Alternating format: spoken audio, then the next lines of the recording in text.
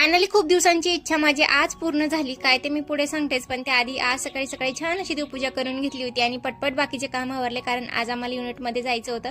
Welfare party होती, त्यासाठी मग छान असं आवरलं. आणि ना खरं तर आज सकाळी सकाळी देवघर एवढं फुलांनी गजबजून गेलं होतं ना, कारण फ्रेश फुलं होते जास्वंदाचे, त्यामुळे सगळ्या देवघरामध्ये फुलं ठेवले होते आज. आणि ते एवढं छान वाटतं ना फुलं असले की. त्यानंतर सगळं काम आवरता एवढा टाइम झाला, तोपर्यंत आहो पण आम्हाला घ्यायला आले आणि ते आल्यानंतर लगेच मग आवरून आम्ही युनिटमध्ये गेलो. तिथे गेल्यानंतर मस्त ताईंनी सगळं अँकरिंग वगैरे केलं आणि मॅमने आम्हाला सगळ्या इन्स्ट्रक्शन्स वगैरे दिल्या. त्यानंतर काही जे काही नियम असतात ते समजून सांगितले. भरपूर अशा काही गोष्टी शिकण्यासारख्या होत्या त्या सांगितल्या. त्यानंतर मग आम्ही मस्त असं ब्रेकफास्ट केले आणि घरी आल्यानंतर आहे ना आराम केला. त्यानंतर मग पुन्हा संध्याकाळी बाहेर पडलो मार्केटमध्ये.